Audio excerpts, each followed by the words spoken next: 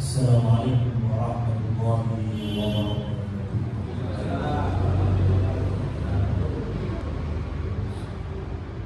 Innal hamdalillah nahmaduhu wa nasta'inuhu wa nastaghfiruh wa natubu ilayhi wa na'udzu billahi min shururi anfusina wa sayyiati a'malina. Man yahdihillahu fala mudilla lahu wa man yudlil fala hadiya lahu. Asyhadu an la ilaha illallah wahdahu la syarika lah wa asyhadu anna Muhammadan abduhu wa rasuluh. Amma ba'du. Jemaah rekan-rekan sekalian, muslim muslimat, a'azzallahu wa iyyakum. Alhamdulillah, segala puji bagi Allah yang telah mempermudah bagi kita sekalian mengawali aktivitas hari ini dengan majelis ta'lim, di mana Syekhul Islam Ibnu Taimiyah telah mengatakan man lam yadkhul jannata dunya ma dakhala jannatal akhirah. Siapa di antara manusia yang tidak merasakan memasuki surga dunia, maka dia tidak akan pernah mampu untuk masuk surga akhir. Padahal yang hakiki itu surga akhir. Tapi Syekhul Islam Ibnu Taimiyah menyebutkan siapa yang tidak pernah memasuki surga dunia, dia tidak akan masuk surga akhir. Apa yang dimaksud dengan surga dunia? Rasulullah SAW pernah bersabda, kalau kalian sedang melewati raudhun min riyadhil jannah, taman dari taman-taman surga, maka jangan beranjak pergi. Rasulullah SAW memerintahkan kalian duduk dulu, dengarkan, ambil hikmahnya dari taman-taman surga itu. Apa yang dimaksud dengan taman-taman surga? Yaitu majlis ini, majlis zikir. Artinya majlis yang di dalamnya disampaikan firman-firman Allah, kandungannya dikaji, syariat Allah disampaikan, ajaran-ajaran Rasul SAW dijadikan pedoman di hari-hari itu, yaitu dengan adanya majlis taklim atau majlis ilmu. Nah, berangkat dari sini maka Syekhul Islam Ibnu Taimiyah menyebutkan bahwa siapa yang belum pernah masuk ke surga dunia, yaitu majlis ilmu, maka dia tidak akan bisa masuk surga akhirat. Kenapa? Karena modal surga akhirat itu rahmat Allah, dan rahmat Allah diberikan kepada orang-orang yang beriman, yang bertakwa. Dan bagaimana bisa urus iman kita, benar takwa kita, kalau tanpa didasari ilmu. Oleh karena itu majelis ilmu itu penting untuk kehidupan dunia dan akhirat kita. Maka bersyukur kalau pagi hari ini kita bisa kembali bermajelis, yang mana kami akan membawakan sebuah tema yang sebetulnya ringan. Ketika Allah berfirman di dalam Al-Quran terkait dengan para istri Rasulullah SAW, wa azwajuhu ummahatuhum, wa azwajuhu ummahatuhum. Ini deretan dari ayat-ayat yang menunjukkan para istri Nabi SAW. Lastunna ka'ahad ya nisa'an nabi, lastunna ka'ahadin minan nisa. Wahai para istri-istri Nabi Muhammad SAW, kalian tidak bisa disamakan dengan para wanita yang lainnya, para muslimat yang lainnya. Wa azwajuhu ummahatuhum. Adapun istri-istri Nabi SAW adalah ibu-ibu bagi orang-orang beriman. Makanya diberi gelar kepada para istri Nabi ummahatul mu'minin, ibu-ibu para orang-orang yang beriman. Nah sekarang kalau kita menyadari bahwa kita ini pengen menjadi mukmin yang hakiki, mukmin yang sejati, maka pertanyaannya, kita ini sebetulnya punya ibu berapa? Ya, kan ayatnya tadi bunyinya gitu, wa azwajuhu ummahatuhum, dan istri-istri Nabi adalah ibu-ibu bagi orang beriman. Nah, kita ini kan muslim-muslimah, kita pengen jadi mukmin-mukminah. Ya, sekarang pertanyaannya, kita ini punya ibu berapa? Ya, kalau jawabannya satu ya berarti ya masih belum. Ya, kita ini punya 12 ibu. Ya, kita ini punya 12 ibu. Ibu yang pertama ya ibu yang melahirkan kita, yang mengandung kita, yang membesarkan kita, yaitu ibu yang pertama. Tapi ternyata karena kita muslimin dan muslimah, kita masih punya 11 ibu lain. Kira-kira kalau kita jadi anak, lazim gak itu untuk kenal ibunya? Ya harus. Maksud jadi anak gak kenal ibunya, kebanggaan. Ya. Kalau kita memang diminta untuk mengetahui 12 ibu kita, berarti yang pertama tadi sudah ketemu, ya, ibu yang mengandung dan melahirkan kita, dan 11 lainnya adalah istri-istri Nabi Muhammad Sallallahu Alaihi Wasallam, itu pun juga ibu kita. Dan kesepakatan para ulama, Rasul Sallallahu Alaihi Wasallam itu memiliki 11 istri. 2 wafat sebelum Rasul Sallallahu Alaihi Wasallam. Sehingga ketika Nabi melanjutkan dakwah di Madinah, ya, sampai beliau wafat itu beliau dibersamai 9 istri. Ya, 11 itu bukan perempuan sembarangan. Mereka adalah wanita-wanita pilihan, karena Al-Quran menyebut lastunna ka'ahadin minan nisa. Kalian itu tidak seperti perempuan-perempuan yang lain. Dan itu ibu kita. Bagaimana peran mereka, ya, bagaimana support mereka dalam dakwah Nabi Sallallahu Alaihi Wasallam, dalam beramal. Barangkali di antara kita pernah mendengar dapur Nabi Sallallahu Alaihi Wasallam 2 bulan dan 40 asar. Jangan dinartikan Rasul Sallallahu Alaihi Wasallam tidak memberikan nafkah kepada mereka. Nabi memberikan nafkah kepada para istri, apalagi di Madinah ketika sudah diizinkan jihad fisabilillah, adanya peperangan.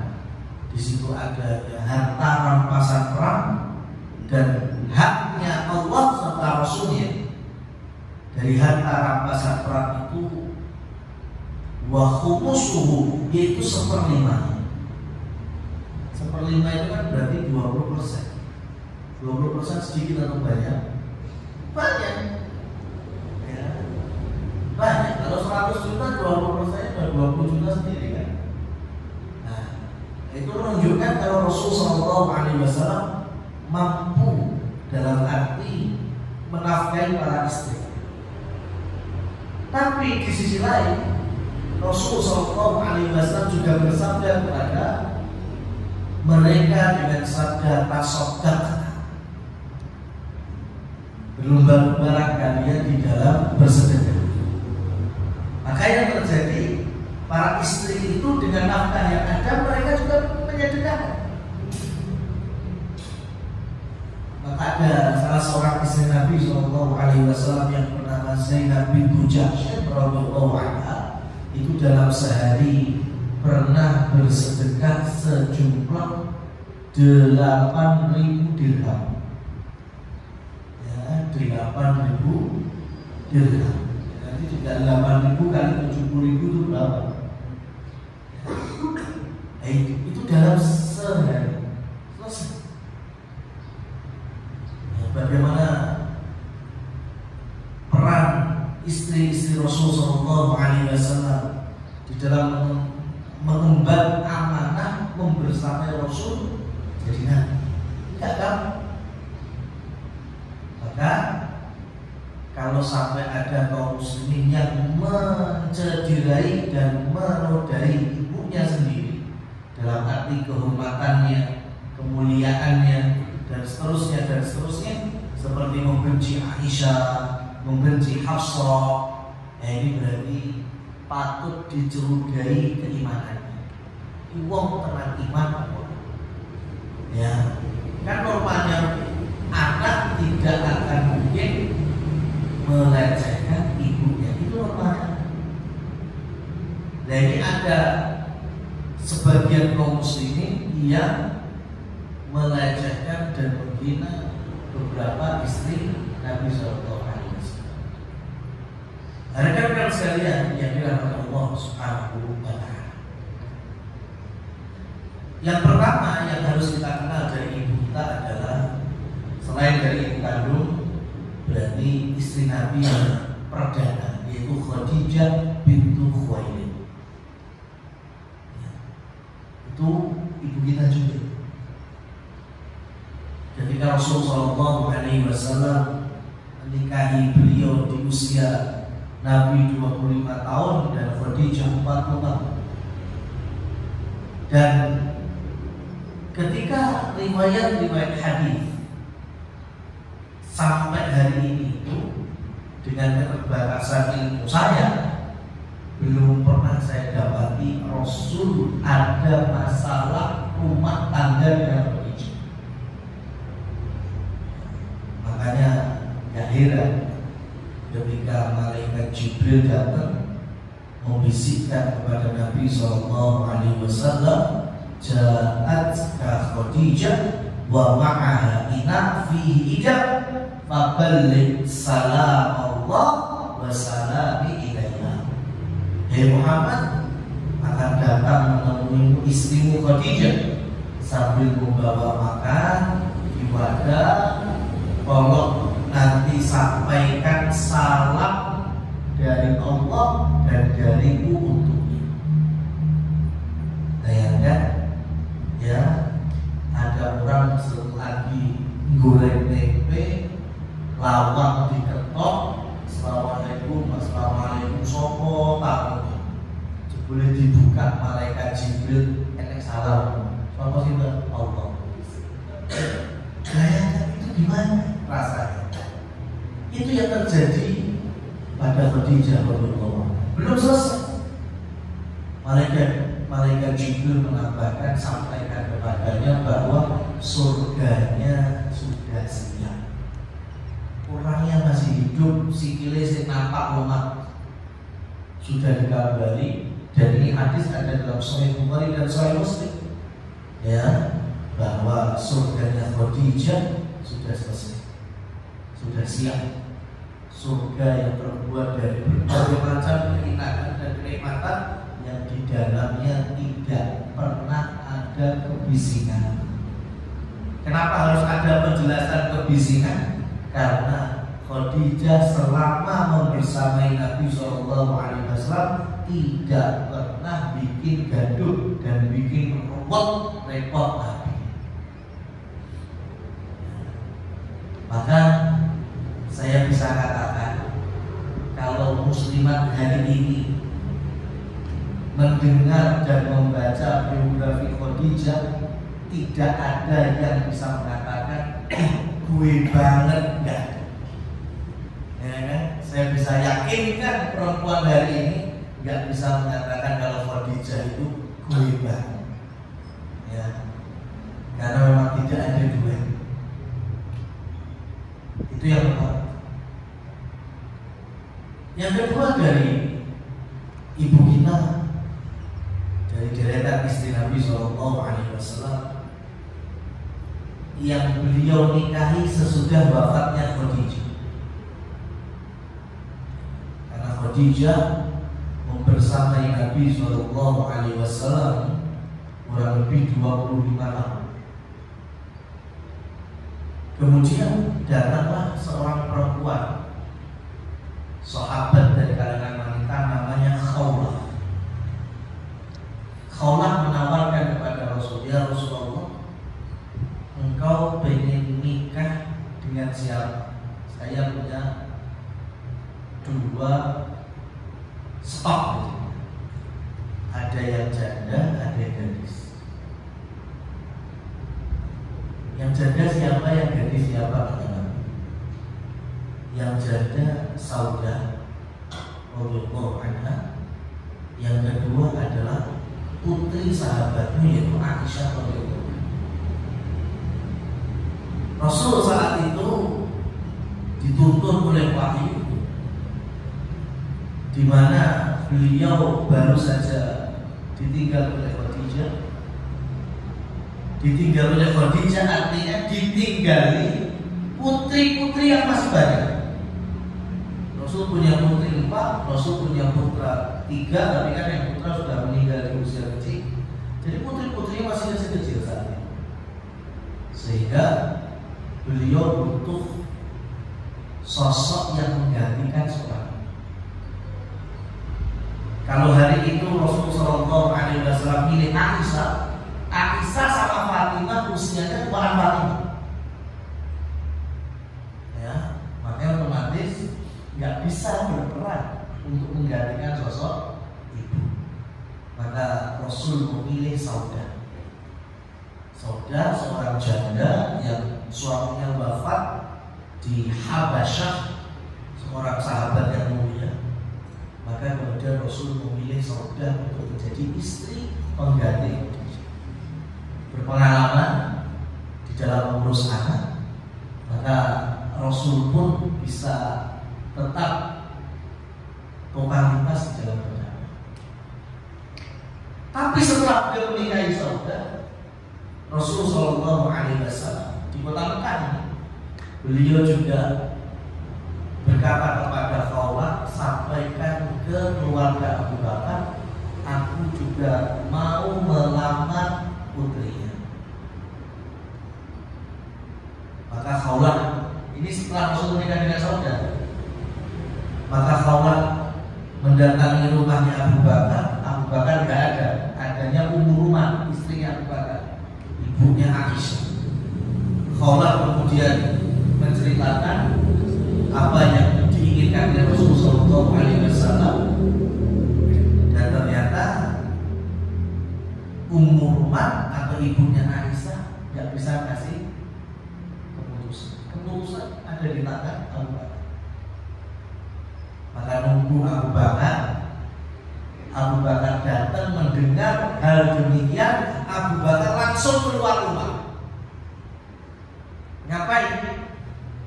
Abu Bakar menemui sahabat karibnya di Mekah, tapi bukan dari kalangan muslim, yang mana sahabat karibnya itu melamarkan putranya untuk Aisyah.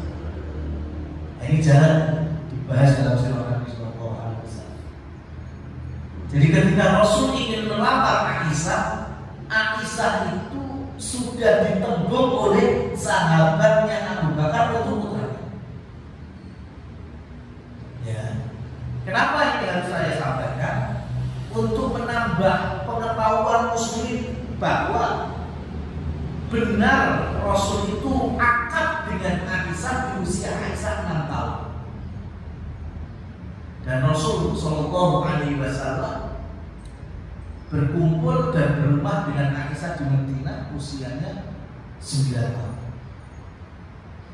Jadi 3 tahun setelah akad, Rasul baru kemudian hidup berumah tangga dengan Aisyah di Madinah. Tapi akadnya di Mekah. Usia Aisyah 6 tahun. Ya. Dan tidak ada masalah sama sekali. Orang Quraisy tidak pernah melecehkan Nabi Muhammad dengan poin ini.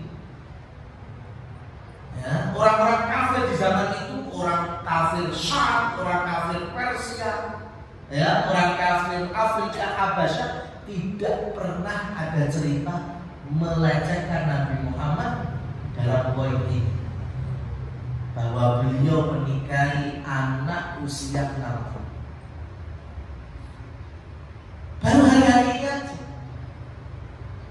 orang-orang yang nggak tahu sejarahnya, ya, melecehkan Nabi Shallallahu Alaihi Wasallam, entah itu datang dari lisan orang kafir, ya, namanya orang kafir dari mana? Musuh kita. Tapi kalau itu datang dari kaum muslimin, hati-hati, ini ibu kita. Ya, dikatakan Nabi pedofil, ya, Nabi Muhammad, ya, punya gangguan dalam hasrat seksual. Nauzubillah, la haula wala quwwata illa billah. Ya, perhatikan, ketika Nabi Shallallahu Alaihi Wasallam ingin melamar Aisyah itu sudah ditembung sama teman akrabnya Abu Bakar. Artinya apa? Bukan suatu yang mengherankan kalau hari itu ada orang yang menikahkan di usia segitu. Tidak ada masalah. Di kalangan Quraisy biasa. Ya, 6 tahun nikah, 9 tahun nanti hidup bareng atau 10 tahun hidup bareng. Tidak ada masalah. Yang masalah itu hari ini, ya, usia itu nggak bisa diri, tapi kedewasaan, duno, ya, pengertian, nah, itu kita sudah jauh mundur dari zaman ini. Maka kalau kita cek di KUA perkara jangan kalau pada kecamatan itu data paling tinggi perceraian, ya, kalau di Madiun Magetan, karena saya orang sana, itu rata-rata di bawah 35. Di Banyuwangi, Jember itu di angka 20-an. Itu angka perceraian tertinggi. Sehingga kemudian muncul banyak kasus perceraian di dalam rumah tangga pasangan suami istri gara-gara, nah, ini gara-gara ini saya nggak setuju, gara-gara menikah sebelum waktunya. Nah, menikah sebelum waktunya itu dalam konsep Islam yaitu pernikahan dini itu tadi, belum waktunya karena usia, ya, belum waktunya karena usia. Salah. Nah, ini kebanyakan orang tua lagi salah. Umur 20 nikah. Salah. Umur 19, 12 itu wis. Akhirnya cerai. Saya tidak setuju dengan alasan. Ya.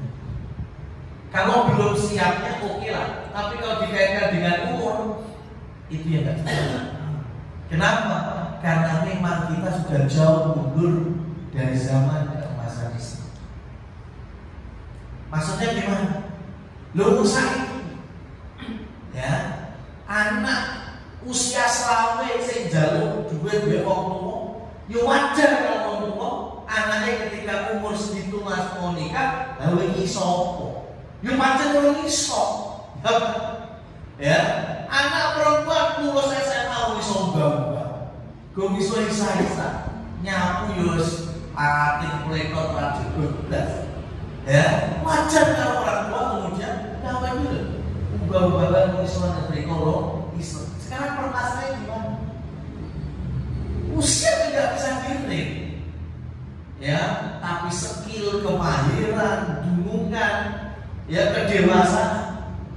Nah, itu yang kita jauh. Maka nggak bisa kita samakan usia 9 tahun dari ini dengan 9 tahunnya Aisyah. Jauh. Usia 6 tahun dari ini dengan usia 6 tahun di zaman Rasulullah SAW jauh. Ya, makanya ketika Rasulullah SAW menikahkan Fatimah di usia 15 tahun setengah, itu adalah putri Rasul yang dinikahkan paling tua usianya. Karena Fatimah mau gak mau harus menemani bapaknya dulu. Beda dengan simbah-simbah yang Rasul Shallallahu Alaihi Wasallam nikahkan di usia yang lebih muda lagi. Jadi Fatimah nikah usia 15 setengah itu di hari itu sudah orang umum. Karena yang lainnya rata-rata di bawah. Jangan digambarkan dengan hari ini. Pertanyaannya, kenapa kita bisa mundur jauh? Di saat Harun al-Rasyid 20 tahun sudah jadi khalifah, Muawiyah bin Abi Sufyan 20 tahun jadi gubernur. Maka ketika Harun al-Rasyid punya anak 14 tahun sudah dijadikan salah satu gubernurnya, jangan kaget. 14 tahun hari itu dengan hari itu beda. Ya. Gitu loh, kita aja pahlawan-pahlawan Pangeran Diponegoro, ya. Kemudian siapa Jenderal Sudirman itu jadi dapat bintang 5-nya. Dapat jenderalnya itu kapan? Usia belum sampai 30 tahun. Hari ini enggak itu bintang dibagi 30 tahun semuanya pun. Ya nyaris ya. Permasalahan dari kenapa kita jauh? Ya karena dari pendidikan, dari sosial, dari kultur. Ya kita sudah jauh dari bingkai-bingkai syariat. Maka semakin kita dekat dengan syariat Allah Subhanahu wa taala, maka kita akan kembali kepada fitrahnya. Semakin jauh dari bingkai syariat Allah dan Rasulnya, maka kita semakin hilang fitrahnya. Rekan-rekan sekalian yang dirahmati Allah Subhanahu wa taala. Dari hadis ucapan Abdullah bin Umar, Abdullah bin Abbas sama Anas bin Malik. Mereka pernah mengatakan minas sunnah, di antara dari ajaran Nabi Shallallahu Alaihi Wasallam. Nabi itu kalau kedatangan tamu, beliau dudukkan, beliau ajak ngomong dengan percakapan yang sangat hangat. Rasul jamu apa yang Rasul ada hari itu. Dan ketika tamunya sudah selesai, Rasul Shallallahu Alaihi Wasallam antarkan tamunya itu sampai menaiki kendaraannya, sampai hilang dari tatapan Rasul, baru kemudian Rasul balik ke rumah. Itu termasuk ajaran Islam yang diriwayatkan oleh para sahabat. Ya. Ini pernah kita rasakan, insya Allah kita rasakan dari omongan-omongan orang tua kita. Tapi kenyataan hari ini,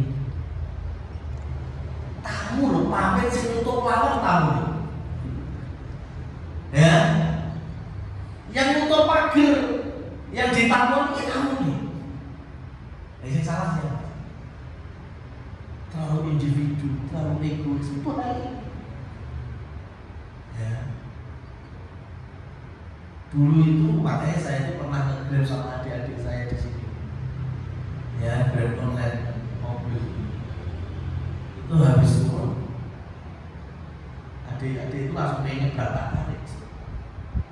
Mentani baru beli apa? Mesti bayar. Lah, ini mana jawab saya?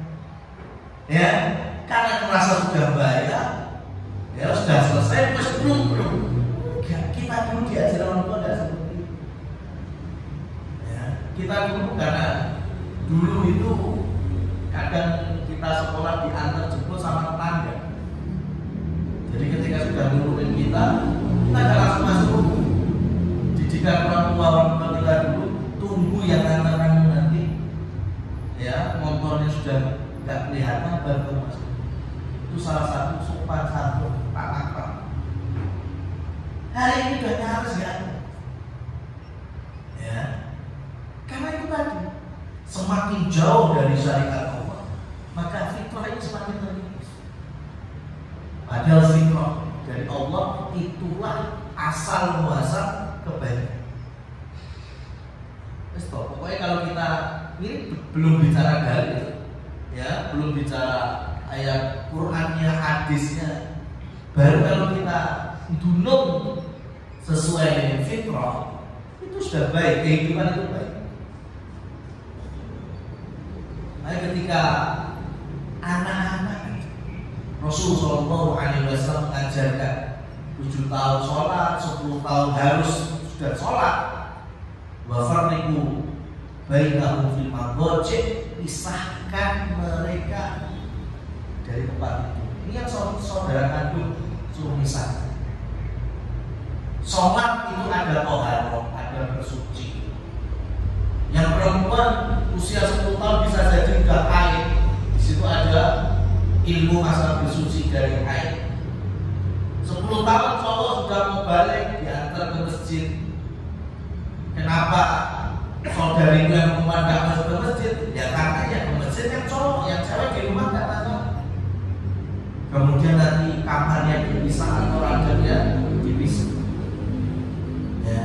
Makanya di Islam tidak pernah ada istilah pendidikan seks usia dini.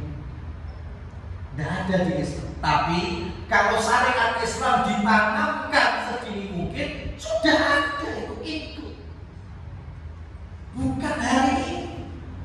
Ya, tanya ke orang tua modern, gimana Anda menanamkan seks pada anak ya di usia dini. Oh ya, terkadang saya ajak nonton film porno bareng-bareng. Oh, firman nonton. Ya, jelas. Karena nggak tahu. Ya, tapi kalau Islam belajar, Muslim belajar Islam dengan baik, sudah jelas. Bahkan terkadang bangun rumah itu aja pakai tema ini. Ya, masih baru nikah, punya istri, punya anak 1. Ya cukup rumah 1 lantai, 2 kamar, cukup kan? Ya, sepeta. Jebule nanti 10 tahun berikutnya anaknya wis jadi 3 4. Ya, dan mereka kemudian mulai usianya sudah mulai tamyiz atau mulai balik. Nah, mau nggak mau kan harus dipisahkan ranjangnya, dipisahkan kamar.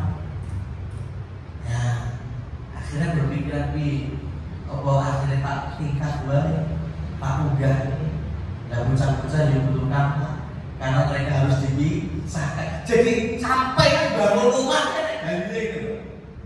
Ya, jadi ada pahala di setiap batu bata yang kita letakkan itu ada pahala.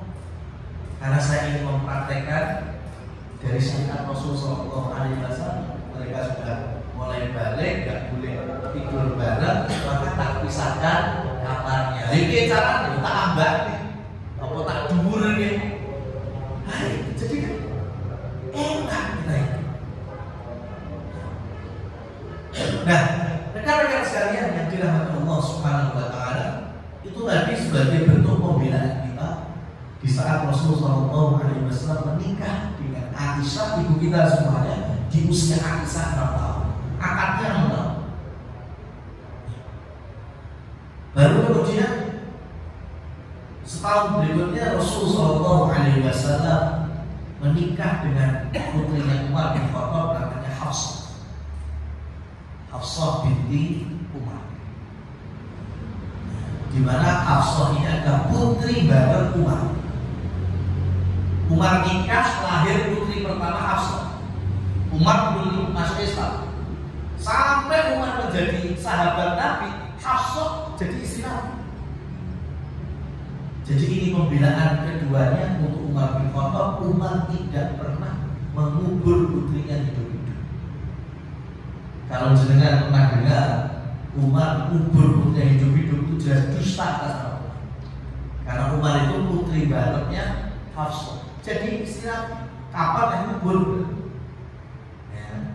Setelahnya adik-adiknya laki-laki punya anak perempuan berikutnya, Umar sudah masuk Islam. Dan gak mungkin Umar masuk Islam berarti kubur putrinya hidup. Rasulullah SAW kedatangan Jibril ya, di dalam dalam mimpinya sambil mengatakan inna qawwamah wa sawwamah, sesungguhnya istrimu ini Hafsah putrinya Umar adalah perempuan yang suka sholat malam, rajin puasa sunnah, dan kelak akan menjadi istrimu di surga. Ini hadis persis sebelum Rasul menikahi Aisyah. Ya, kenapa Rasul meminta akad Aisyah setelah Sauda? Karena semalam Rasul bermimpi didatangi Jibril. Jibril membawa seorang perempuan yang tertutup semuanya, sampai wajah-wajahnya. Jibril mengatakan ini calon istrimu di surga. Jadi kalau calon istrimu di surga di dunia bisa, maka Nabi Muhammad minta izin untuk mengetahui siapa. Maka ketika dibuka wajahnya ternyata Aisyah radhiyallahu anha, putrinya Abu Bakar. Maka pagi harinya Rasul meminta Khawlah untuk datang kepada keluarga Abu Bakar. Rasul ingin meminang putri. Maka tadi Abu Bakar langsung datangi temannya, ya, tanya lagi, anakku benar-benar pengen nikahi putriku apa? Maka sahabatnya Abu Bakar tadi datangi putranya dan bertanya ulang, film orang nikah Aisyah. Kata putranya, tidak ya, karena keluarga Abu Bakar itu sudah keluarga yang murtad dari agama yang innahu shabi'un. Abu Bakar adalah orang yang sudah terpecah dari kita, sudah bukan dari golongan kita lagi. Saya nggak mau menikahi putri. Maka sahabatnya ini menyampaikan ke Abu Bakar bahwa anaknya nggak mau lagi, ya, beri karet untuk melanjutkan ke jenjang pernikahan. Ya, sambil minta maaf dan seterusnya, Abu Bakar tambah senang. Alhamdulillah gak sido gelem putri. Kenapa? Karena Rasul Shallallahu Alaihi Wasallam akhirnya bisa masuk. Ya, maka kemudian Abu Bakar menyampaikan kepada Khawlah, sampaikan kepada Rasul, ya, Abu Bakar siap menerima Rasul menjadi suaminya Aisyah. Itu 3 istri Nabi Shallallahu Alaihi Wasallam, dan itu adalah ibu kita semuanya. Kiranya sampai di poin ini saja yang bisa kami sampaikan di kesempatan kali ini. Insyaallah sisa istri Rasul Shallallahu Alaihi Wasallam dan ibu kita sekalian kita lanjutkan pada pertemuan berikutnya. Wallahu a'lam bishawab. Ya, kami tutup dengan doa kafaratul majlis. Subhanallahumma wa bihamdika, asyhadu an la ilaha illa anta, astaghfiruka wa atubu ilaik. Alhamdulillahirabbil alamin. Dari kami, wassalamualaikum warahmatullahi wabarakatuh.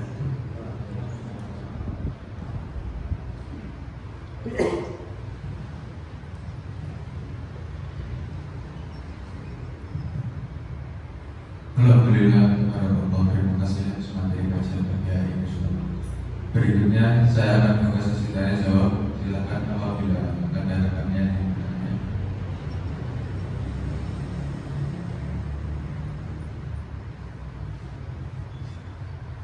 Apabila tidak ada dan dirasa sudah cukup,